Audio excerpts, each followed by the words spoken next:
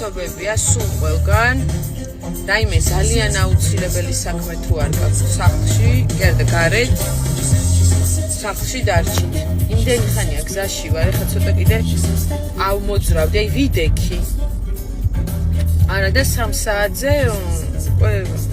სადღაც ერთ ადგილას უნდა ყოფილიყო პადელზე მოკლედ ეხლა რომელი უკვე 4 დაიწყო ახლა წესი ჩოგნით უნდა ვიყო და მანქანაში ვზივარ არ ვიცი როდის მივალ და თუ რამე აუცილებელი არ გაქვს ჩემი რჩევაა რომ ეს შაბათი დღე გაატარეთ სახლში დარჩი სახლში გახსოვთ აი ეგრე დარჩი სახლში დამაწყდა ნერვები მართლა ნაბახუსებზე კიდე ეს მოდოდა